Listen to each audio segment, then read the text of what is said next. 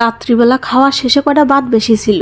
মা গো মা, কি তার কব, কয়টা ভাত বেশি দেওয়ার কারণে বরবা পূজা শেষ লো কচ্ছে কি জিনিসপত্র যে দাম বাড়তেছে, তাই এরম করে যদি ভাত নষ্ট করো তাহলে কতগুলোই ফারা যায়। আমিও কম যাইনি, বরবাবুরে কলাম কি সকালবেলা তোমারে যা নাস্তা বানাই দেবো না, প্রত্যেকটা মোড়ের দোকানে দোকানে বসে তোমার বউর গল্প দিয়া লাগবে। বরবাবু করলো কি মোড়ে মোড়ে গল্প না দিয়ে তোমার মোড়ে মোড়ে দোকান বানাই দিবানি, খালি কয়টা টাইম কামাবে না পেরে বরবাবুরে কলাম কি যে কম পড়ো, সকালে তোমার সাথে কথা হবে না। ও আমার প্রাণ প্রিয় বন্ধুরা, তোমরা কি শুনতে যাচ্ছ সকালে বরবাবুর সাথে কি কথা হয়েছে?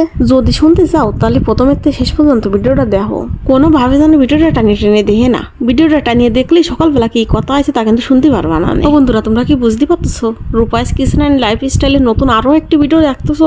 যদি বুঝতে পারো তাহলে তো ভাববা নে কি সেরিয়ে একটু ওয়েলকামও করলো না। ভিডিও শুরুতে কিন্তু ওয়েলকাম করিয়ে আইছি, তোমরা যদি না শোনো তাহলে কিন্তু করার কিছু নেই।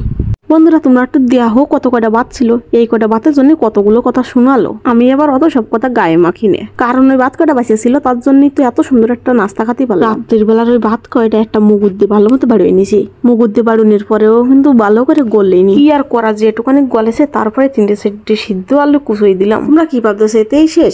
এরপরে আরো মেলা ওষুধ দিতে হবে, তা নাহলে রোগ সারবে না। আলুর পরে একটা সিদ্ধের ডিমও কুচুই দিলাম। এইবেলা দিয়ে দিলাম এই যে জিরের মতো কি জানো কয়, মনে আসতেছে না, তারাও মনে করিয়ে নি। এইবেলা মনে পড়েছে গুঁড়ো দিয়ে দিছি কয়টা নুডলস না কি কয় ওই প্যাকেটের মধ্যে, এরকম একটা ছোট প্যাকেট আছে, প্যাকেটের মুখটা কাটিয়ে দিয়ে এরকম গুঁড়ো গুঁড়ো কি একটা রয়েছে।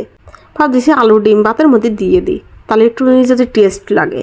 এই বেডটা এর মধ্যে দিয়ে দিলাম কুসুনি পাতাকপি। এই বেডটা মনে পড়লে তোমরা আবার বড় বড় রাঁধুনি আমার রান্নায় খুদ ধরতে পারো, যাতে খুদ ধরতে না পারো তার জন্য কটা কাঁচা জাল, শুকনো জাল আর পেঁয়াজ কুচি দিয়ে দিলাম। নুন ছাড়া আবার কোনো কিছুতে স্বাদ আসে না, তার জন্য অল্প পরিমাণে নুন দিয়ে দিলাম। 2-3 চামচ কর্নফ্লাওয়ার দিলাম, তাহলে নাস্তাগুলো ভালো মচমচি হবে না। অল্প পরিমাণে সয়াবিন তেল দিয়ে দিলাম। সেই সময় তো খালি দিতেই আসি। জানি নে বাপু কোন সময় যে নাস্তাটা বানাবো আর বরবাবুর মুহির ঘরে ভালো মতো জবাব দেব। যত সবকিছু গামলার মধ্যে নিলাম সবকিছু একসাথে ভালো মতো চটকাই এরকম একটা দলা বানাই নিছি। অল্প পরিমাণে দলা হাতের তেল দিয়ে এরকম ঘষিয়ে লম্বা লম্বা আঙুল বানাই নিছি। বাহ, আঙুলগুলো তো ভালো সুন্দর দেখা যাচ্ছে, হাতেই মনে হয় ভালো টেস্ট হবে না। এদিকে একখান টোস্ট, একটা শুকনো কেক আর 1 প্যাকেট বিস্কুট নিছি। এই কয়টার গুঁড়ো বানাই নেবো। এসব গুঁড়ো বানাতে কিন্তু কেমন দেখতে লাগবে না, আর দিয়ে চাপ দিলে এরকম গুঁড়ো হয়ে যাবে না। আগের থেকে যে বাতের আঙুল বানাই রাখলাম সেই আঙুল কড়াই গুঁড়োর মধ্যে দিয়ে ভালো করে গড়াগড়ি দিয়ে নেবো। গড়াগড়ি দিয়ে বাতের আঙুল কড়াই টোসের গুঁড়ো মাহাই নিছি। আঙুলগুলোর এইবার তেলের মধ্যে ছাড়বো। কড়াইতে তেল দিয়ে অল্প একটু গরম করে নিছি। গরম তেলের মধ্যে বাতের আঙুলগুলো ছাড়িয়ে দিলাম। মেলাখানিক সময় নিয়ে উল্টে পাল্টে বাতের আঙুলগুলো বাজিয়ে নেবো। এপিট ওপিট করে ভালো করে মচ বানাইয়ে তারপর নামাই নেবো।